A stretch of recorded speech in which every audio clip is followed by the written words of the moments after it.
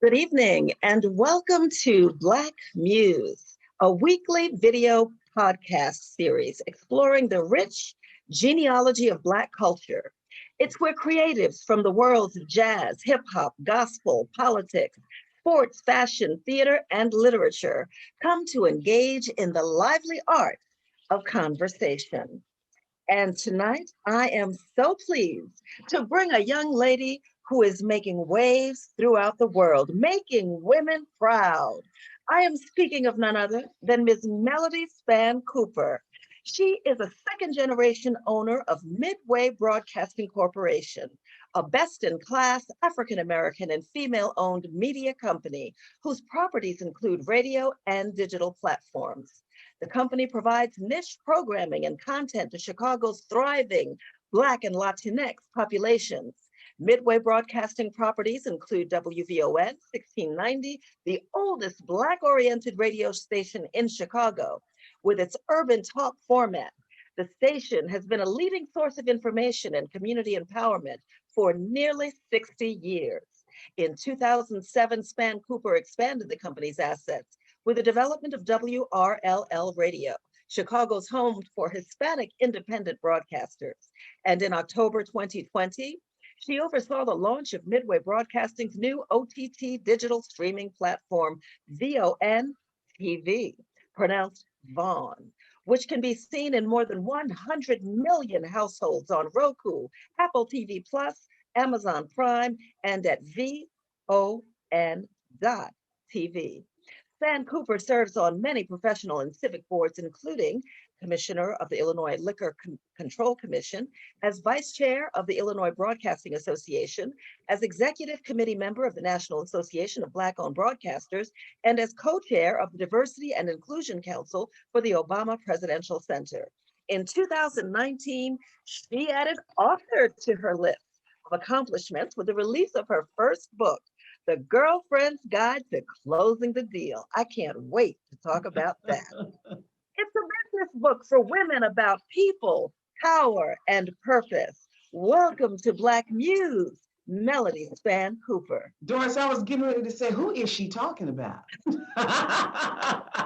Thank you for having me. I'm excited to be here with you. You are so welcome. I'm so excited to be conducting this interview. You know, Melody, most people identify you with your father, Purvis Spann, the blues man. Yes. Your father, I know, he played the traditional role of provider that every Black family absolutely adores. But that role gave you and your mom lots of time together. Tell me about your mom, Lovey Smith, and your relationship with her. Melody Spann. So that is so funny you'd ask that. I'm picking her up this weekend. We're going to spend the weekend together. You are? Yeah, my mom, was a homemaker, and that was rare for Black women back in the day. She was able to stay at home with us. And I tell people all the time, Doris, that my mother taught me a valuable skill set. That I practice. I don't always get perfect, but I practice it, and I instill it in my team here, is that of excellence. And how does a homemaker distill excellence, in her children and in her environment, in her universe? She did it simply like this. Bed had to be made up every day. Couldn't go to bed and leave a fork or a dirty glass. She'd get you out of bed because she wanted completion. And she wanted it done right. One of the worst, we used to call them whippings when we were growing up. Right.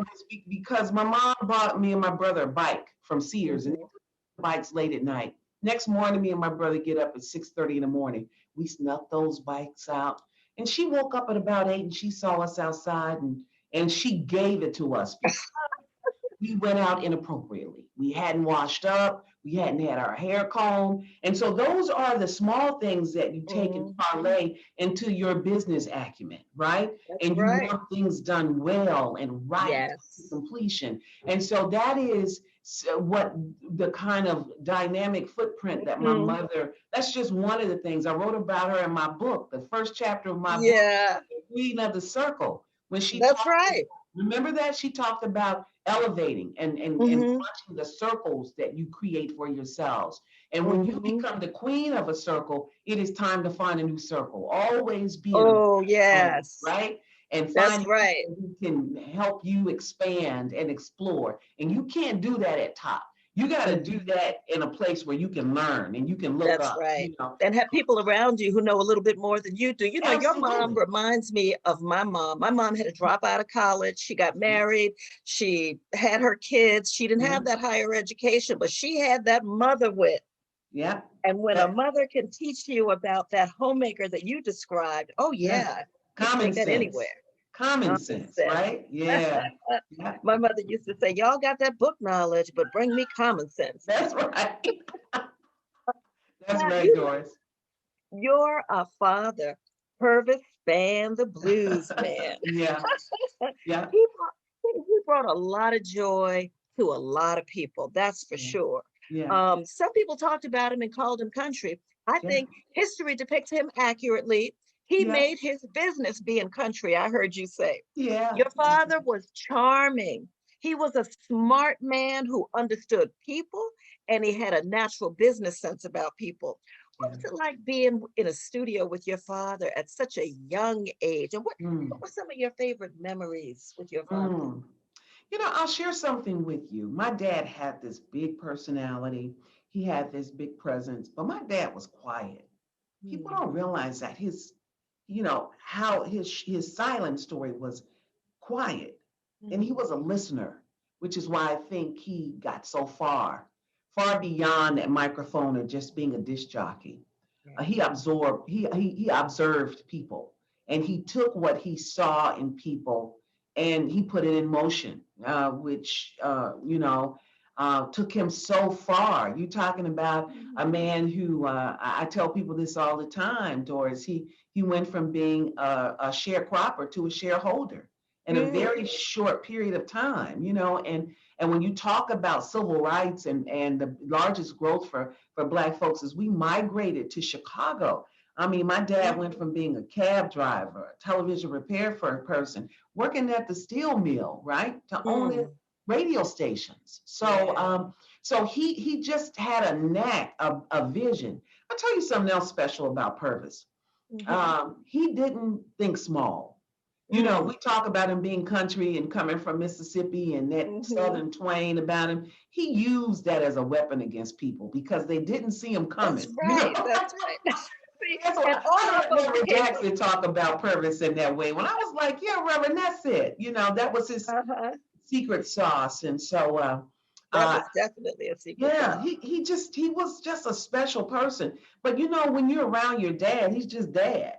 It Yeah. took me to get grown to really appreciate all of Mhm. his lessons and the things that he's Yeah. done. I couldn't be here talking to you today without him. I don't think Mhm. that me just being Melody Spann Mhm. without that foundation would Yeah. land me here in doing what Mhm. I've done. I owe it all to him. Yeah. He was the smart one. I'm lucky. Yeah. You were around a lot of people in your career. I mean, most of us had to wait till even almost middle age before we got that real hands-on training doing the things we really wanted to do. But you got this at such a young age. Do you remember who your first famous person was that you met? Um, because I've been around famous people most of my life. Yeah, Um, hard to remember the first one. yeah, I think the Any. first person I had an impression with, like, wow, Mhm. this is somebody special, was of talking to James Brown on my dad's telephone. He would call, my dad all the time, and I'm like, oh, this is James Brown, but it was you know, that was commonplace because my dad was this big concert promoter. So, you Yeah. know, just having, you know, people around all the time was Every time I simple. hear you tell a story, I always Yeah. feel like I have so much in common with you Yeah. personally. You Yeah. know, when I was 6 years old, my mother and father took us, I have three sisters, took us all to see James Brown. We used to go to the Apollo. I grew up in New York. And Really? we were in the front row. Of course, 6 years old, I fell asleep. He stopped, James Brown stopped the concert and said, "Who is that little girl sitting in the front seat sleeping during my concert?" And have my mother wake me up. That Oh was the my talk of my goodness, that's childhood. Yeah, amazing. I Oh know, my God, right? I love that story. I didn't know you were from New York. I thought you were Yeah. Chicago. How about that? No, no. Yeah. So the other thing is you had a chance to see the best of the best, right? Tell me about the good guys. Who were the good guys? And do you think Chicago will ever have another? I call it an ensemble. They were like an ensemble, right? Yeah, yeah. Not Who only was the good guys? Chicago won't, the America won't, the world Yeah, won't. I mean, you yeah. know, and it kind of happenstance. Leonard Chess, who were part of the Chess Brothers, for those who are watching and saw Cadillac Records. The WVON was started by Polish immigrants who owned Chess Records. They didn't tell that story in Cadillac Records. They didn't go into VON. But when he got the radio station, it was not his intention to, you know, get a group of guys and put them on and they could take off and run Chicago. He actually got the station hoping that they would further his blues music, right? Because he Mhm. had Muddy Waters and Little Howlin' Wolf and Etta James and all these people, and he wanted their music played on a radio station. When the FCC told him, "No, you can't build a radio station and only play your music," then they were visionaries as well. They started looking at other ways, you know, to use the station, and they had made all of their money, you know, on the south and west sides of Chicago. So they knew the Mhm. power and the strength of Black Chicago, right? And being Mhm. a force of power. And so they took the station, made it all Black, took their favorite jocks, put them on the station, and voila, here's this 1,000-watt station that's the number one, two, or three station in the Mhm. entire market of Chicago. I mean, Wow. they ran Chicago. But beyond Amazing. that, I mean, it was a time when personalities that were radio, that's why radio is so phenomenal. You know, you Mhm. have this closeness, this Mhm. intrapersonal relationship with radio personalities that you don't get from any other medium, right? Yeah. And back then, it was so much going on. Think about civil rights. I mean, we were in the Yeah. midst of Black power, and there was so much going on. And all of Chicago, this big market, the Black Mecca, Mhm. had this one station they came to rely on, and it was Mm. WBON. And so they were rock stars. They were rock Mhm. stars, Doris. And I remember my dad, and they talk about this. They were number one in Chicago and were being paid, you know, really low wages. And it Mhm. was Reverend Jackson who actually negotiated their contracts to get them Mhm. equity to meet Really? what the other personalities in Chicago were making. So watch this. So once they got equity, and then they were making so much money in the streets, you know, with public Mhm. appearances and all of that, they were making probably close to $100,000. These disc jockeys were back in the Mm. 60s and 70s. And you can imagine what that amount of money was Yeah, compared to what that would today, be like right? today. That was Mhm. huge, you know. That's right. So and then my dad, he was just amazing because, you know, he was on at midnight. And who would want to be on the air at midnight? Well, Mm. he loved it because it gave him time during the day to build his empire. And he was bringing Mhm. all the shows, he and Rodney Jones, to the Mhm. Regal. They owned the Burning Spear, you know. So these guys were 35 years old and millionaires, right? My Wow. dad and me, Rodney, just because of how they were moving in this city, you know. Mhm. So Mhm.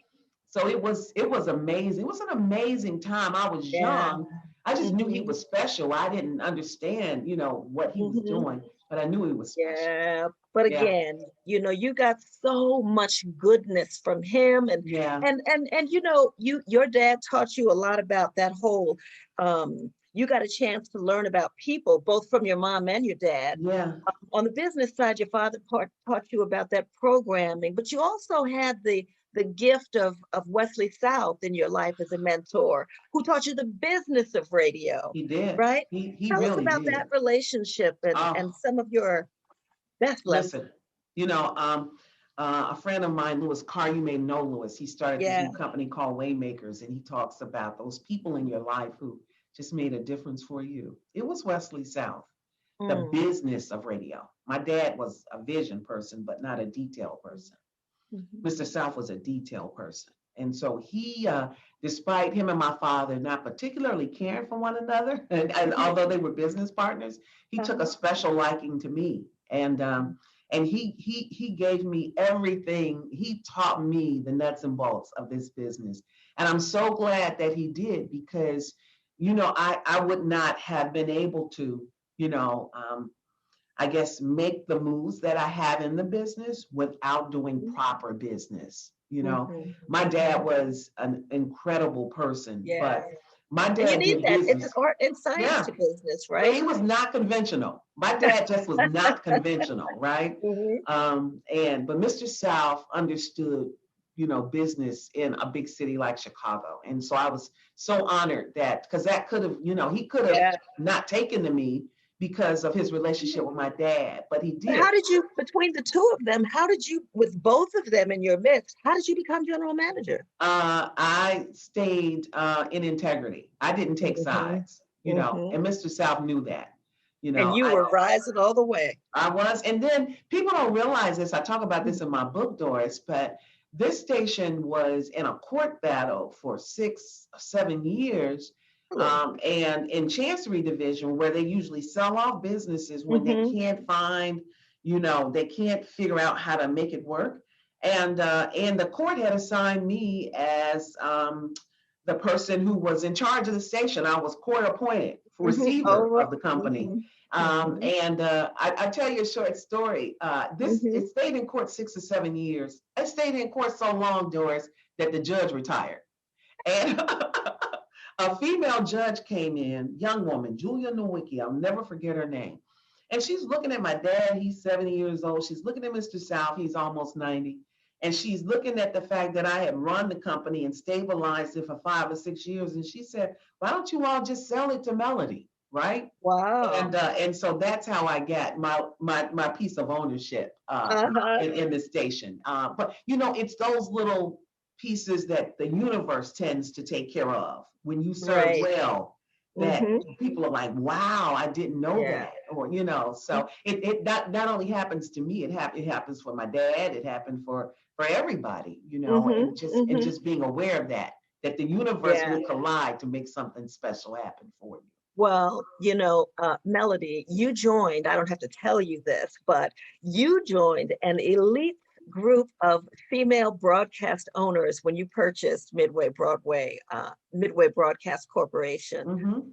A lot of people associate Midway Broadcast Corporation with WBON, rightfully so. But you led a game-changing expansion into new markets. You added new interactive platforms, annual events. You make a sister think about Alicia Keys' song, "That Girl Is on Fire." You know, every time I look up, you are doing something different. So what, if you look at Midway Broadcast properties, talk about those properties and the growth. What are we looking at beyond WVON?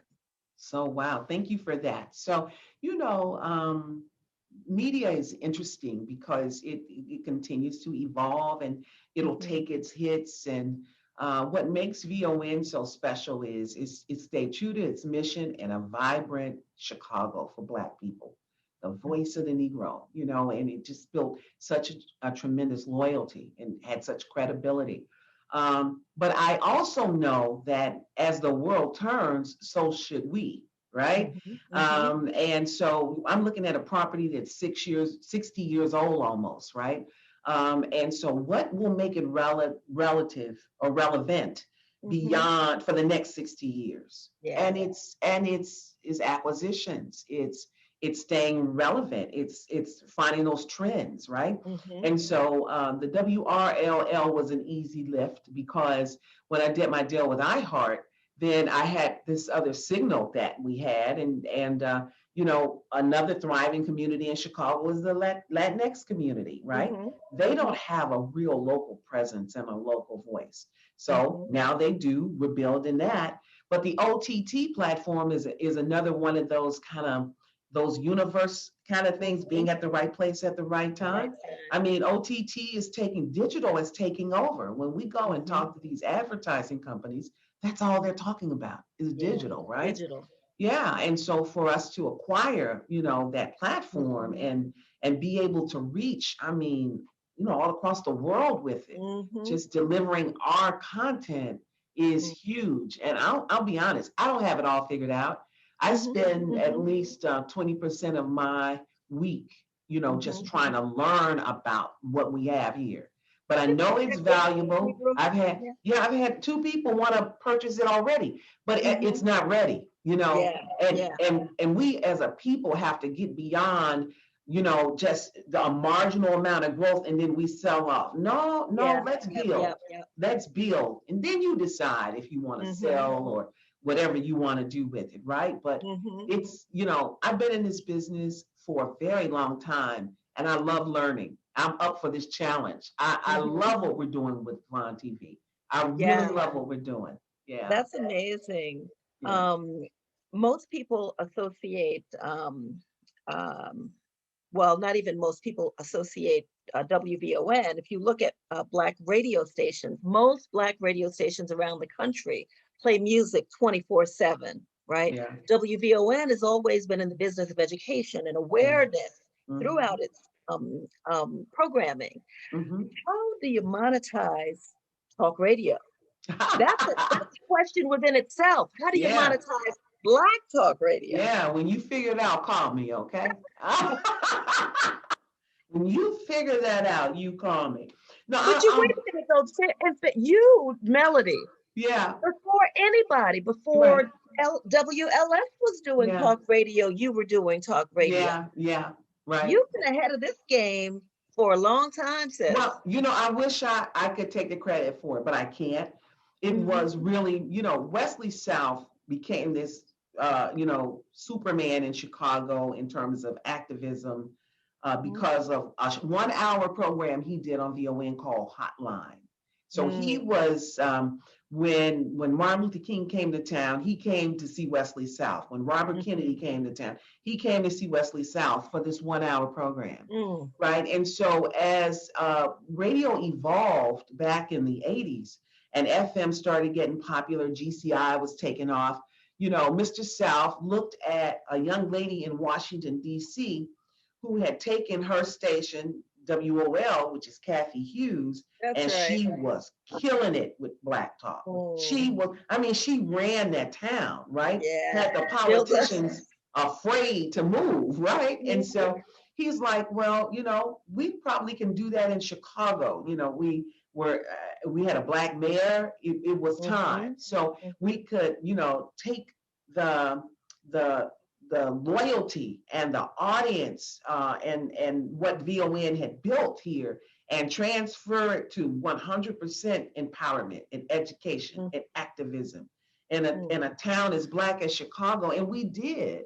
And it was an easy transition forward. And Chicago is better because of it. You mhm, know, mhm, we mhm, agitate. If it's going on in Chicago, you're gonna know about it because of mm. VON, and you're not gonna know about it in some lightweight way. We're gonna put the guests on, you know, the influencers, the stakeholders. When they Yeah, need to yeah. get their message out, they come to this station. And so when you talk about, you know, how do I make this, you know, a revenue generator now? Uh, you know, Black talk could not be done in a lot of cities. That's right. Chicago is one of them. And Mhm. it's one of them because it's got everything. It's got politics, you know, it's got It's social got the issues, advocacy. it's Mhm. got everything, right? And it's got, you know, although we have a Black eye, it's got one of the most powerful Black communities in Yes. the country, still, Mhm. bar none. You That's know, right. people look at Atlanta and now Houston and a lot of other Mm-hmm. places. Let me tell you, Mm-hmm. Chicago is still making Black folks rich and Yeah. powerful and providing opportunity, even with a Black eye. You Yeah. understand what I'm saying? Even So, as we struggle for equity in other places, you are absolutely, right. Yes. absolutely. So, listen, you got a Black mayor. I mean, Mm-hmm. just look at it. Just look for what it's doing with Black women politically. Yes. So, Yes. it's a powerful city. I love this city. I do. I love it. It's been good to us. It really It has has. been. It Mhm, has been. And speaking of being good, you have, when you think about growing your organization, mhm. you now moved from 87th Street over to River City in the South Yeah, Loop. I think you've been yeah, over there about 3 years now. yeah. Going I was on. actually, I was down at the station to Yeah, I cut a commercial down there during the last election cycle. yeah, yeah. Very impressed with the thing. Thank So you. I want to know, have you settled in? I have. I've Yeah. settled in. We're to the realm over here. So you Mhm. know, we with Vaughn TV growing the way that it is, there probably will Mhm. be some add-ons, but I Mhm. plan to stay here. And let me say this: people were like, "Oh, you know, you're moving off 87th Street." Listen, I probably no, I was the only radio station inside of a community, right? So I Right. can still super serve from wherever, but Oh, that was yeah. a whole lot of building. I went through a lot of things with that building that people Mhm. need to read in the book to even figure out. Mm. You know, Mhm. it was not easy. And I didn't leave 87th Street because I wanted to leave, right? Mhm. Mhm. I had to leave. You had And to for growth purposes I, too. I did, Doris. And you know what? Mhm. I fought it for a long time. But Mm. you know what? When God says go, go. I was just about to Says say, go. God gives you the timing when it's time Yep. for you to do something. Go. Go. Yeah. Yeah. So speaking of that growth, um, have you, I look at Vaughn TV. Yeah. What should we expect from Vaughn TV moving forward? I mean, Mm. should we start looking at original content coming your Yeah. way? Yeah. What's the goal? Absolutely. Original content is very expensive, right? And so as we continue to convert eyeballs to this thing, right, the revenues will grow from it, Mm-hmm. and we'll be able to do phenomenal things. But let Mm-hmm. me tell you what I'm enjoying so much, Doris. There Mm-hmm. is so much wonderful content out here Yeah, that Black folks have yeah, created that HBO and a number of these other people, they don't even see it. What yeah, you and I are doing right now, right? yeah. And Mm-hmm. the individuals who will watch this, those Mm-hmm. are important viewers Yeah. that are often overlooked, not Mm-hmm. even considered. So while everybody is fighting to be up here with these big networks, and it is so many people, the mood of the Mm-hmm. country, Mm-hmm. and people who take this content in is Yeah. not up there. How Nah. many times are you gonna watch Tyler Perry's Medea's Yeah. Family Reunion, right? Right. Right. There's so much unique content that's Mm-hmm. out here that can be appreciated. And I'm Yeah. on the phone with so many producers now and people who are putting phenomenal work in, and Mm-hmm. young practitioners who, you know, people thought that you had to go to Hollywood and get a $30 million budget to make a movie. Yeah. Nope, No. nope. You Mm-hmm. know, and Yeah. so we have a film series coming up, and the movies are all Chicago-based movies, right? Really. With many of them with really good actors. I mean, Mm-hmm. this one movie we've got, Canal Street, Mm-hmm. has Mekhi Phifer and the young man that's in Empire, and Mm-hmm. they're telling a Chicago story, right? Wow. And we got some other just great movies that we'll be showing, and showing real growth in it. We did a Black History Mm-hmm. premiere, a Friday night of premieres. By the time we got to our last movie, which incidentally was a movie on Fred Hampton, Mm-hmm. the movie, the documentary from Mm-hmm. 1971, which had been remastered. We had over 91,000 impressions on that. Now, in the scheme of Oh, things, people will say, well, that's not that big. That's that's huge for huge. an upstart, right? And Yes. and got great statistics. When we went on Roku, when we went up, we were like station number 900 and something. We are now station 138.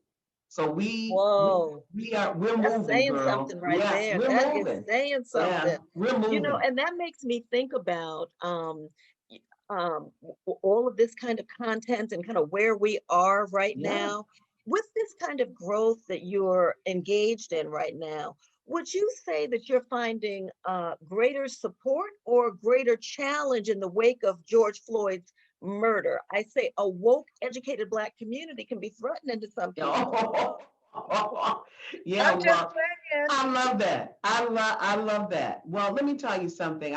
That's powerful that you asked that question because um, my fight every day is the same. Hmm. It's the same. And I see a lot of mouths moving, but I haven't seen a lot of deals cut. My I mother think used to say, all motion ain't progress. there you go. There you go. So I'm hopeful. Yeah. And I can't tell you that we haven't done better. Absolutely. I've seen the needle Yeah, began to move a move little up, bit. but the charge by which people, were, oh, we hear you, we see you. No, it's mostly lip service right now, and Hmm. we will keep fighting And and keep keep doing the work. raising, yes, until we get there. And I do believe there is a promised land. I'm an optimist, Hmm. and so Hmm. I'm willing to, I'm in it for the long haul. But Yeah. this girl won't go away because Hmm. the fight is real and it will always be real for us. It's unfortunate, as great as this America is, she is still very flawed, right? Yes. And so we just have to keep it up. Look at the voting rights and what's going on with it, Yeah. right? Yeah. Why would that be an issue now? But Hmm. for they see the power That's of right. this Black America, right? That's And so exactly right. I'm up for it, and it's all good. It's all And good. you say this girl ain't going away. You've Right. been president or chairman of something ever since I ever met you. I feel like I'm a you're Leo. always, Doris, I'm a Leo. see, you always been a leader. I can I'm see a you Leo, girl. now. You have to lead regardless when you are a Leo and a leader because it comes with the territory. Right, right. Does, does being a woman leader hinder that, or does it help? Uh, I think being a woman leader is so powerful right now and is so needed at every table where a deal is Mhm. being done. We Yeah. bring a different flavor, a different Hmm. intuition, a Hmm. different analysis, Hmm. viewpoint to everything, right? It's always better because we're there. And what becomes important, and this is the main reason why I wrote my book, is because when I got to that table, I was very young, and Hmm. I felt insecure, not very Hmm. comfortable in my skin, not being validated or feeling that my voice would be heard or was even necessary, right? Hmm. And that didn't come from because my dad thought he was king of the world, and it was me. It was Hmm. little Black me who grew up on the south side of Chicago and who very early on knew nothing but a Black community. That's what's Hmm. so powerful about Chicago, right? Yeah. Until Yeah. you go to work or school, you may never come in contact with anybody Never. white on a regular Hmm. basis, right? And so my transition into that, at the time that I was there and in a third largest market with the power that I sat at the table with, I often felt intimidated. And I look Hmm. back on it now and said, if I had used my voice then, where would I be? Right. Mm. And so I wanted to share that with young women, not just Black young women, but all women, Yeah. because so Yeah. often we are the only ones at the table to say, Hmm. hey, you know what? When you were there, you speak up and you speak up, and you don't have to Mm. be afraid to share your story or Yeah. to add on to make whatever conversation you are in better. And don't worry about what somebody is thinking about it or how it Hmm. makes them feel. All of Hmm. those things were in my mind back then. Yeah. But Yeah. now, girl, Mm. who is uncomfortable because I showed up is not Melody's business. Thank you. Nor is it your problem. There you go. There you and I had to get 50 to be able to realize Yes. that. But Yes. I want our young women to realize that early on Yeah. because And we have so to do many more better. opportunities. Yeah. They're getting so It's much like, many more opportunities too, you mhm. know. Yeah, I'm for bringing back testimonies in the church because I think that is probably one of the ways that people have that opportunity to That's really true. understand that their That's true. story matters, That's you right. know? That's Yeah, right. yeah. Now, I've heard you describe your father as a workaholic, and you started working at WVON when you were 14 years old. Now Yeah. you're the chair. Yeah, they Is should it, have went to is it jail for that. They should have went to jail for that. That should not have Because I been don't even think allowed. they had working papers back then. I started working when I was 14 too with my father, See? another Yeah. commonality. And I used to commute from New Jersey to New York at 14 Wow. after school. Yeah. Wow. You remember Model Cities in New York and the HARUAC program? This was the biggest labor project ever by the federal government. And my Yeah. father ran that program. Really? Yeah, so I grew up in the Mecca of New York with Charlie Rangel, David Wow. Dinkins, my dad, Yes. Percy Sutton. Oh That my was my kind goodness. of cadre that I Yes. grew up with. Yeah. So Yeah. Chicago was calling me too. But it's like, is it father, like daughter? Did you pick up some of those workaholic tendencies or have you learned a work-life balance? Just recently, just recently, and I still have to be intentional about it because it is so ingrained. I have an executive coach, and we were just talking about this yesterday. Is to being my intentionality around, not making, not just being so focused. I have to Yes. practice it. I really do. Because Doris, Mhm. I will find a way to fill up every hour. And what I Mhm. realized is that I would get on Jessica, I'd get on my assistants Mhm. about, don't fill up my hours, but it's me. It's It's it's you. it's it's the rhythm of how I move, and it's not healthy. And so I'm intentional about it. I spend a lot of time in Las Vegas, although I'm there working, but I can go for a Mhm. walk in the middle of the day Yeah, because because that's your second home, right? yeah, and Mhm. I'll go for a walk and Mhm. I'll end my day. When my day ends, because it's 2 hours behind here, it's still 5 or 6 o'clock. When if I call somebody in Chicago talking about, let me tell you about this proposal, and it's 8 o'clock, they like, boss lady, this no, right? So it forces me to go to a happy hour Yeah. or watch TV, enjoy Yeah. some of my own work, That's read a right. book, do Mhm. something different. Mhm. Because the thing about Chicago is it'll keep you on a perpetual treadmill. It's always Girl, you something, tell it. It's so right? true. It You is know it. true. You I know just it, know it. Doris. I'm guilty of it.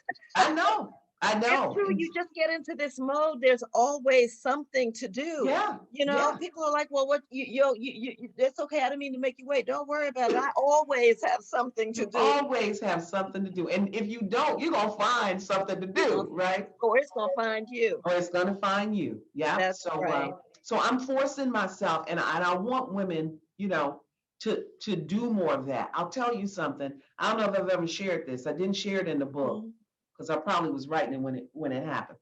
About Mhm. 3 years ago on Christmas, I for about 3 months leading up to it, I had been feeling this like pain in my stomach, Mhm. just this Mhm. gas, right? And I ended up on Christmas night, Mhm. turned off the eye of the stove, had just cooked dinner, and I hit the floor, right? So Mm. they rushed me to the hospital, and I had my gallbladder removed. Oh. And I share that because, well, it's one of those instruments that God gives us. It's important, but really not. So you Mhm. can afford to lose it. But I share this story because Mhm. afterwards, the doctor came out of surgery and he told my husband, he said, what does she do for a living? And my husband Mm. told him, and he said, I've never seen anything that hard and black in my life. Wow. And I share that to say, for some women, it's breast cancer. For some Yes. women, it comes up in something else. But that underlying stress of Stress. just every That's day, right. and so I began to even pivot more and more. I spend more time there, Mm. Mhm. where I can, because this grind will take you out. And I've lost girlfriends because of it. And I don't want to go that way. I don't. Yeah, I know what you mean. That stress, if we don't take care of it. Yeah. And it really is just taking just a walk every day makes a Yeah. difference. Some Yeah. 15 minutes of unfiltered sunlight makes a difference, right? Meditating. I love that. Meditate. I love that commercial that comes on. You know that 30-second commercial. And this every time I see it, Doris, I go. I steal it through the commercial, but And I'm those are just getting powerful into things. meditating. I'm a big prayer, Meditating. but the meditating, yes. Yeah. That's important. Used to do it Powerful. in seminary, but I've gotten Yeah. away from it. Speaking Yeah. of, what drives you? So Mm. you're in that space where you recognize the wisdom and the very necessity of making time and space for melody, right? Yeah. Things Yeah. that really make melody inside Yeah. smile and thrive. So Yeah. what drives you? Is it in your work, in the growing of the properties? Is it Yeah. the hope for the Black community? That's it. Is it the joy of growing a business? What is Mm-mm. it that really drives It's our community. you? It's our community. Yeah. I just That's love my what people drives so me. much. Yeah. I mean, it makes me almost choke up right now because you see it and what we Yeah. go through and how smart we are, Yes. beautiful we are, Yes. and just if we lived up, to our full potential.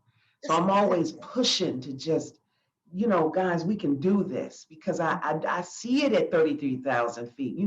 The beauty about the evolution of getting Mm-hmm. older and wisdom is you realize that pound for pound, I'm as smart. That's right. You know what I mean, Yes. Doris? Yes, I do. I can sit at any table and take you down with Thank this with you. these brains right Just here, what right? here, what God gave us. What God gave us, and Mm-hmm. and if more of us knew that, and so Yeah.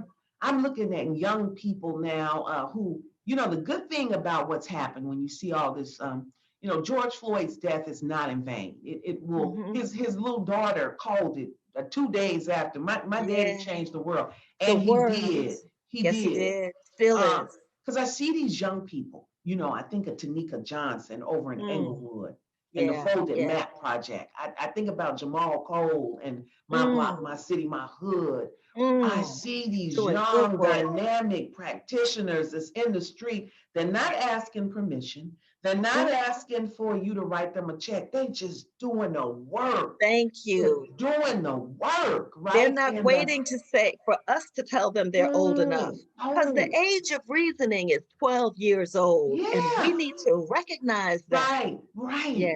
Tell you another one, little Alex Sims. She called, she Mm. said, Melody, I need you to get on this board. I'm like, Alex, I cannot get on another board. She said, but Mhm. I need you. Let me tell you about it. It's called The Bench. And I'm Mm. going to train Black people for political office. We got to stop just throwing people in. Girl, the girl just made every hair in my body stand Mm. up, right? So Mm. these are, and I say their names because they're Yes, just that dynamic. And so that's right. when we feel like, what's the point or what's going on, I see them, I hear Hmm. them, right? Hmm. And I know we will be okay. They're out here. They really are, and they're doing the work, Doris. They are doing the Yeah. work. And Melody, actually, this is a good segue to the book Yeah. because we're talking about, those young people and being mentored. Well, when I think about women, right?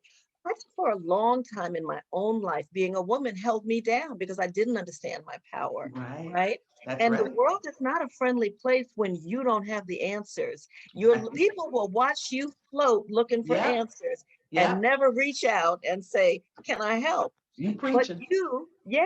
so you made a decision that you were going to write a book that could help women so that women don't end up making the same mistakes that you might have made. And you have paved a way here.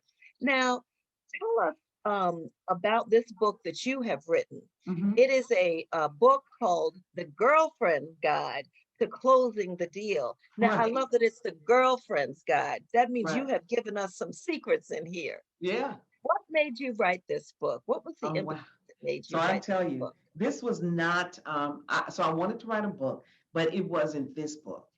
I wanted to write a book called Invisible, and I still want to write it, but I think we're becoming more visible than we were 4 years ago when it came to me. But I wanted to talk about Black women in America, and so we're seeing the manifestation of that. Yes. But I'll tell you what happened. I got a call from a group here in Chicago. It was a white organization, white business organization, female business organization called NABO. And they called, it was right after Hillary Clinton had lost the election, and they asked me to make a speech. And at first I thought they were calling Melody Hobson, because that's typically not Melody Spann Cooper's room.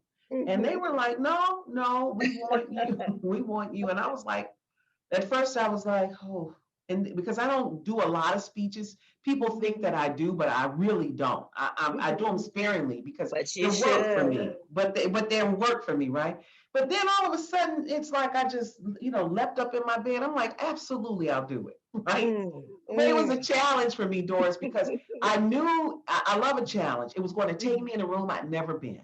Yeah. And I was wondering if my message would resonate on that side of Chicago, right? Gotcha. So that was January. Come May, here's this speech. I walked into this room. It's 1,000 women, mostly white. And I delivered the girlfriend's guide to closing the deal. And what I did was I talked about being in power and the experiences I had and how I got through them. But interestingly enough, I had like 10 points I made. And as I went through it, Doris, the speech was maybe an hour. You could hear a pin drop.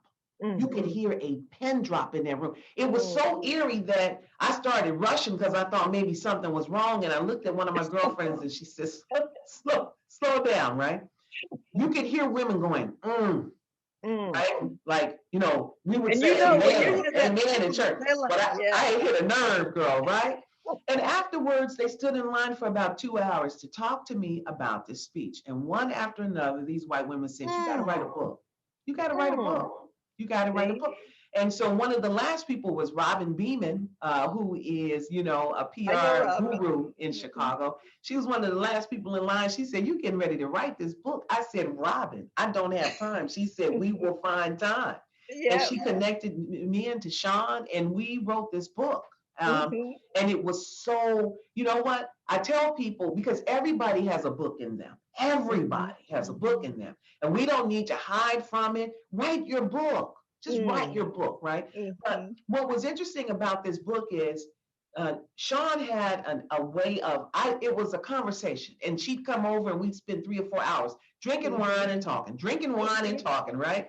And so she got it all out, because if you just try to write your own book, you can't write and edit at the same time, right? So it was, that style worked for me. And it took me about 2 or 3 years to deliver that book. But I was so proud of it afterwards. And what makes me so proud is not that I told a little of my story, but I just talked about women in general and our experiences, is how women would call and say, Melody, thank you. I spoke their language. I freed something in them. I gave them a path or direction. And that's it. If you want to write a book to make money, forget it. Nope, ain't going to happen. Unless you Michelle Obama. That's right. she can put one word on a page. That forever first lady, she knocked that out the park. But this book, and then right after it was released, Doris, the pandemic came, right? And I wasn't able to promote it or anything. And I had to get settled with myself to say, listen, this book is not finite. This book doesn't expire in 2 or 3 years. I can tell this story forever, right? And so I'm pleased with it. I'm settled with it, and it is complete. Good for you. Well, I am going to keep my copy in my car, because with COVID, I don't know when I'm going to see you, but I need an autograph. That's easy for you. Did you see the Aretha Franklin miniseries? I did. What did you think about that? You know what? I liked it. And then not so much. It lost me back and forth. I'm honored that they did recognize my father for his contribution, because he does not get recognized enough. That's right. For crowning her Queen of Soul. So I'm always ready to wave the banner for that. But you know what? Aretha was a complex woman, a genius there, and she played the piano the way that she did, you know, from without a lot of, you know, she wasn't taught to play the piano. She played by ear, and the instrument that God gave her, you know, and Yes. she knew, Aretha knew she was special that way, you know, and so can I tell you a funny story though about Aretha Franklin that happened maybe 10, 12 years ago now. So, you know, my dad has Alzheimer's and dementia. And, you know, he's began to show signs of it, and, you know, he'd forget things and, you know, leave his keys. And, you know, he just started to get unclear as they do. And I had gone to buy some firewood.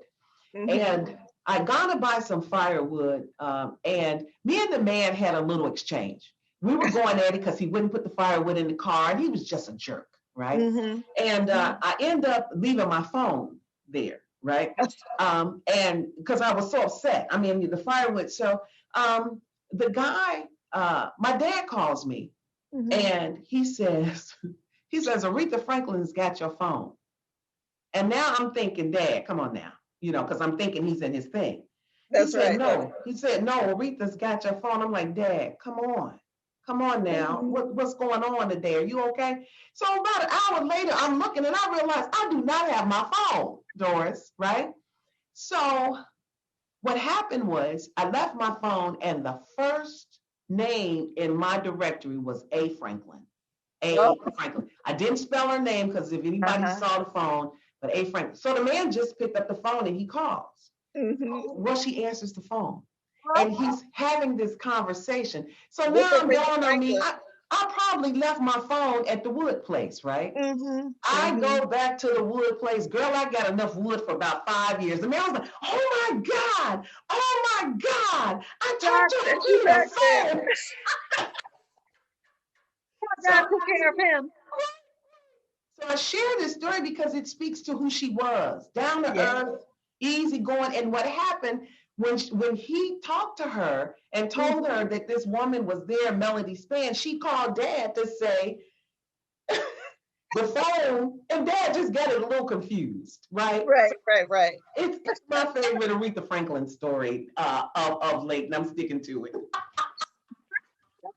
Now, do you remember this picture? Can you see this picture? I don't remember them taking it, but that is my dad, and then that's the other one is Rodney Jones, and that's Aretha, and that's the Regal Theater. I understand, 1968. I was maybe 4 years old. Oh no, I don't remember that picture. But look at my daddy. Yeah, crowning her the Queen of Soul. Yeah, thank you for this. That's right. That is beautiful. Yeah. Aretha Franklin, so elegant. Yeah, she was amazing. And you know, he started playing her. She was very young. She was really, really young when Dad started playing Aretha Franklin. They had a special relationship. They really did. They fought and made up and fought and made up. But you know, she always had a special place because of that. She never lost that he had crowned her Queen of Soul.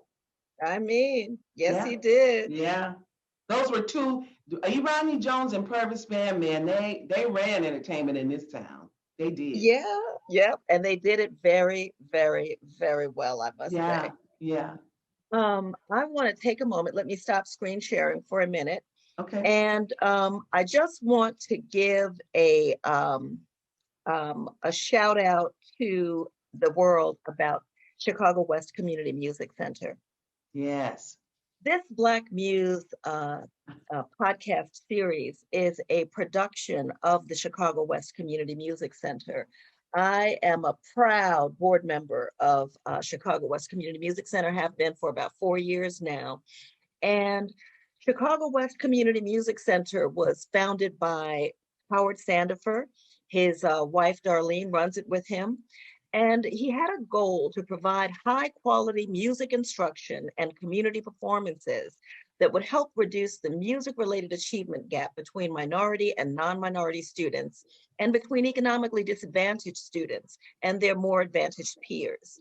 It would also provide scholarships for higher educational learning, foster a West Side community orchestra, acknowledge local talent, and place Chicago's West Side on the map as having a music conservatory for anyone interested in learning to play music. Yeah. As a result of the hard work, complete support, and dedication of the faculty, students, parents, and families, Chicago West Community Music Center has strengthened the community it supports and provides benefits that go far beyond music education and community performance opportunities.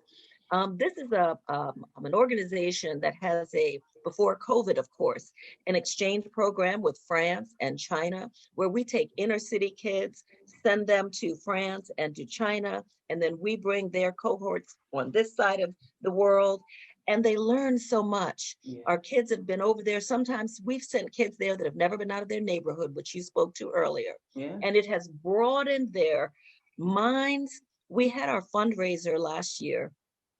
The conductor of the Chicago Symphony Orchestra, Riccardo Muti, was honored, and he came and sat through the entire night, and he gave a speech and made some promises. And when I tell you that this man is a man of his word, he came back and conducted a rehearsal with our kids, and he has now brought them under his wing.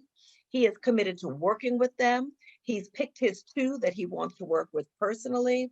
And it is a relationship that is just wonderful. Yeah. The organization has a partnership with Chicago West Community Music Center African American Network, which I'm also an advisor for with Sheila Jones, who runs that program. And I just want everyone to know, if you log on to cwcmc.org, learn more about the organization. Feel free to make a donation if you want. All through the summer, the kids are having concerts throughout Chicago. And again, this is a production of Chicago West Community Music Center. You, Melody Spann Cooper, who is the person for this hour that we've been spending with as we wind down our interview, you learned a lot about business the hard way through the School of Hard Knocks. Are you thinking about a succession plan? Is there an heir apparent? Every day. That's a great question. Unfortunately, in my family, it's not, but I have, worked through what should happen if God takes me tomorrow, so that the company is protected. I think I talk about this in our book. We can't build, institutions for ourselves. We really own institutions as legacies for our communities. And so I want to see this company take the helm of another African-American, hopefully, or another African-American institution. And so that's what I'm putting in place so that it is protected. But I don't have anyone in my immediate family, and I don't have children, right, to run it. But there are so many talented people out here, who could take this to the next level. I've done well, but it hasn't hit its ceiling, And not under your leadership, it hasn't hit it yet. You go places. No, absolutely. Yeah. So I want to see young people come in, and when I worked with Mr. South, I was the young person.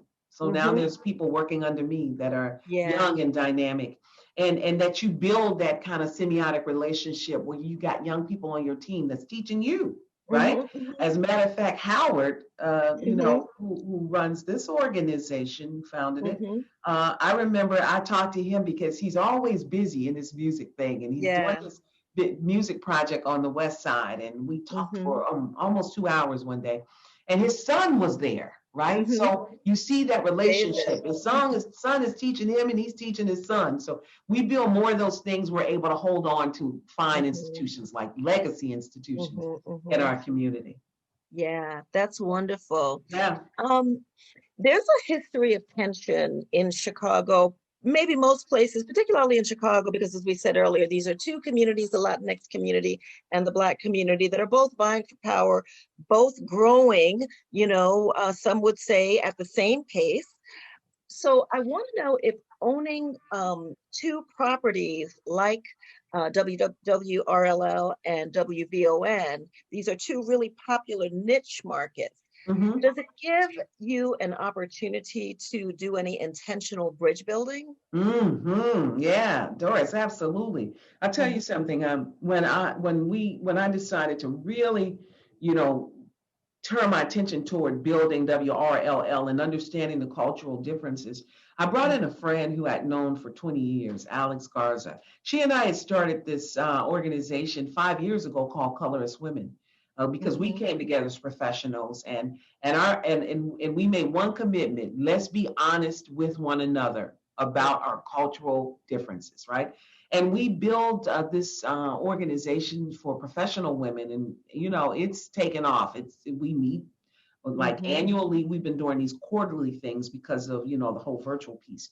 But really, cultivating that conversation between the races, right? Because there's been such an incredible divide, right? And so when I decided to concentrate on RLL, I asked her to join me, help me understand this marketplace. I don't want to just make it come off as that I'm just trying to make money off it. I want to mhm. understand it because I do understand the power of collaboration, right? Yes, I love Right? collaboration. If these two powerful forces get together, we'll be Girl. unstoppable, right? I heard you say, we fight for power. What power? Mhm. What Yes, power? Right? mhm. We don't have any because we No. keep trying to fight against each other. And so I'm trying to bridge build, right? Mhm, And, mhm. and the relationships that I'm building are amazing. But what I'm finding out is they're crazy as we are. So are the white folks. Everybody's crazy. We all are. So everybody's got their own nuances. Nothing is Mm, perfect, right? And yeah. and understanding. We have very courageous conversations, understanding our differences. And Mhm, one night, Alex and I, one of the most powerful conversations we had was right after this whole 1619 piece came out. It started with that, mm, with right, mhm, and then we moved into this George Floyd, right? We mhm, moved into the just thinking about how mhm, this stuff is occurring, and so mhm, we talked about the differences and how we got here. See, mhm, when you are forced to come here, against your will, and you came here as a working force, not mhm. understanding how they get to come here. They get to come to Right. an opportunity. That's Very a big difference. that's a different lens to look at it from, Mhm, right? mhm. And so we got to respect one another, Yeah. our histories and the context Mhm, by which we understand America, mhm. right? Yeah. None I love their story. They see an opportunity and they come here and they're going at it. But Yeah. don't discount my 400 years of sweat to allow you this opportunity, right? Uh-huh. And it's these times when we have these bold kind of conversations where the bulb goes off. Aha, okay, okay, right? So Mhm. we learn about each other. That's what I'm trying to do. Yeah. Just try to have those conversations so we'll have a better appreciation for one another. And it's not you or me. No, Mhm, no, mhm, no, no, no. mhm. That's over, Yeah, yeah, it's got to be collaborative. It's Yeah, true, it's true. And I think about the this or the that when I look at broadcasting. yeah, I'm not sure that broadcasting has really made up its mind which direction we want to go. We've got the old school side with Carol Simpson, right? yeah, Which is very right. formal, very, Yes, and then we've got the new school style, which is far more casual. yes. What is your preferred style? My preferred style, of course, is more decorum. But you know what? I have a great appreciation. I tell you, I started laughing when you said that because I was watching the news in Vegas, and the sister, they don't have many black anchors there, but this sister gets on TV Saturday morning and she literally has a thing tied around their head. You know, these new balls they wear. I'm like, girl, right? No, I almost fainted. Doris, the lady with the mustard commercial. Oh, you remember that old mustard? I'm like, girl, what is that? you But want you to know reach in what? and just say, let me just help you I, out. I started to call the station on. I was like, no, don't do that. Can't do that. Right. I'm so glad she's there. But the thing Yeah. is that we have to allow evolution. We have to meet people where they are in order to keep them engaged. I heard so many people on VON, talking about the protesters last year and what they should have been doing or what they could have been doing. No, let them do what they do. They got to learn like we learned, right? That's right. And so that's what I talk about, this symbiotic relationship. We have got to allow space to meet people where they are. And we got to learn from them. What's your motivation? Yeah. What's this style? How does this work? And as long as we continue to learn, we'll stay young. We will stay young, right? And so I make room for it. I embrace it. I came in today and my assistant's got the biggest tattoo on her arm I've ever seen in my life, right? And I was horrified. And then I had to come to my office and say, okay, she's grown. Her body. Right? And just kind of understand this is where they are. I know. Even if we don't never think of doing that, right? It's true. It's true. Yeah. And those are the differences, and I think about who we were as a Black community in Chicago when I came here. Right. So when I came here was the year that Harold Washington died. Oh, 87. 87. And I heard you say once that the first vote you ever cast was for Harold Washington. Yeah. So when I think about the dynamics, which all too well, the dynamics of the Harold Washington campaign, white Chicago, for sure, almost wasn't ready for it this time, certainly wasn't ready at that time. Right. And the Black community was electrified. Yeah. And I was working for Johnson Publishing Company in New York at the time. Yeah. And Mr. Johnson personally invited me to Chicago to be on the startup team for Ebony Man magazine. Wow. I was already on the startup team 2 years in New York, okay. working in where Ebony advertising was. So I came to Chicago. But I heard about Chicago a lot back then. It was the strong community. Yeah. Black people were fighting for what they wanted and winning. So when I came here, when I got the call from Mr. Johnson, I jumped at the opportunity. And America has been through a tough time during this pandemic, but the Black community has been through an even tougher time. Post George Floyd, post Breonna Taylor. What I wonder is, have we reached a place where we as a community have learned how to negotiate for ourselves, how to really, do we understand how to make informed political decisions for ourselves? We talk about collaboration with others. Yeah. What are your thoughts about the Black community, specifically in Chicago? Because we have not come full circle. No. And in many ways, what are your thoughts? That's a powerful question. So powerful. We stumble into power versus standing in it. We stumble in it. We don't know our power. It's what we've been talking about.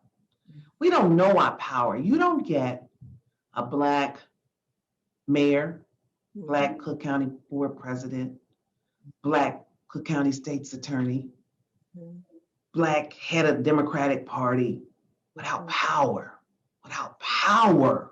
right? But we stumble into it because we're so concerned and are we going to vote? I get so upset when I hear people say, well, we don't vote. We do vote. We do. We do vote. Even when we don't vote a lot, we vote, right? Yes. And so we begin to get into this negative cycle of what we do. And if we had done this, right, we got to give ourselves some grace. Right? You got to understand, we weren't brought here to think big, right? And the reality of the shackles on our brains, that's a real thing, right?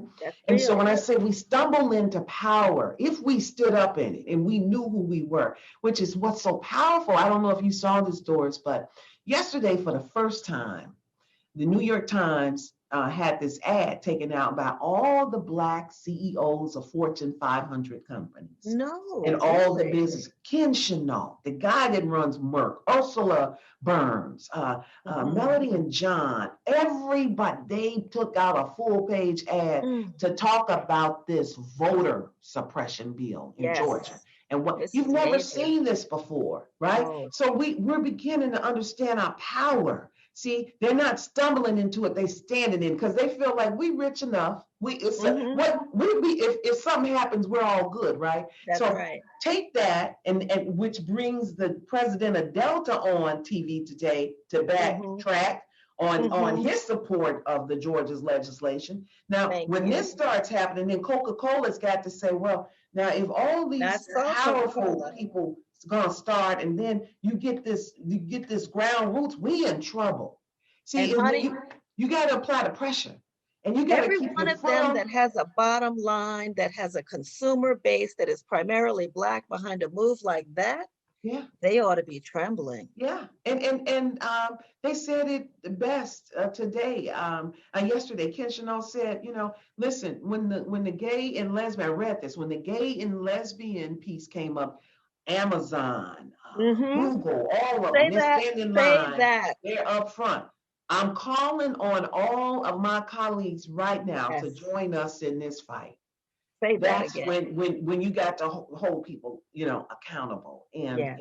and guess what? You got to smoke them out, and that's what they're doing. They're smoking them out. So That's right. I'm loving what God is doing now. These are God moments when you see things happen that you can't understand, and it just seems like every time it's like boom, boom, because He ain't sleeping. And he is turning this thing around. He's gonna have his way. He will. You better know One him way for or yourself. Doris and Melody go open a church. You better know him for yourself, right? God bless the child that's got his own faith, right? That is. That's it. So that's what we're seeing. It's a remarkable time. I tell people all the time, there's nothing more powerful than disruption. Powerful. And right? let me tell you, COVID-19 in so many ways has been the greatest interrupter. I'm telling you, it's an interrupter. And it's helping all these movements too. Yeah. Because it has allowed intimate conversation, collaboration with Zoom in ways that who ever would have thought about it. Right. Exactly. We'd still be trying to get everybody's schedule together. Right. That's when you'll be back from Vegas. When I'm in Chicago, and I got 3 meetings to go to tonight. No, you sit here and hit that thing, and let's get the work done, right? So, Melody, yes, we have talked about so many things that you're doing, what the Black community is doing, the landscape of broadcasting. Yes, when you think about it, your age, you're only halfway there. Yeah, I hope so. How do you want to be remembered? Which tells us some of the things you still have yet to do. Yeah. I just want people to say, wow, she was really dynamic and in her own quiet little way. I'm not out here trying to be on the front of a newspaper or, I have a radio station. I don't even get on it very often. I don't have to be up front, but she made a difference in her dynamic way. She made a difference for our community. She was a freedom fighter for her people. Yeah, that's what I want to do. I want people who are underserved to have a better place in life. My dad always said, no big me's, little U's. Treat the prisoners like you do the presidents. I believe that in every fiber of my body. Yeah. Mm-hmm. Are there any announcements that you'd like to make about events coming up or anything happening? No, I just want to thank everybody for their continued support. If you don't know our business, please check us out. You can check it out on midwaybroadcasting.com to see all of our assets. But if you want a real treat, you have to turn on Vaughn TV. The content there is just remarkable. I'm amazed at it to see Black excellence the way it is there. That's what it is. It's Black excellence. And Melody, you must launch a campaign to get the word out about Vaughn TV because I am amazed. Really. It is just phenomenal. What you're doing is phenomenal. Yeah, I appreciate you, Doris, and what you're doing is phenomenal. And you've done such a great job with this interview. And I'm so late for my next meeting, but it's okay. I'm gonna tell Todd that you got to sit in. You got to do a talk show over here, girl. You got it. you held my attention, okay? It was great questions and it was fun. It was Thank fun. you. Thank you Thank so you. much. Well, Thank I you. just want you to know that I love you. I support Likewise. you, and Thank you are just doing so many things to inspire women, girls, people in general. Thank Yeah. you for what you do in Oh, this world. thank you, sweetheart. You're welcome. We've been talking with Melody Spann Cooper, who is the owner and president of Midway Broadcast Corporation. This program will air on Sunday evening, April 4th at 5 p.m. Melody, thank you so much for joining Black Thank you, News. Doris. God bless. Thank you. God bless you. Have a great day. You too.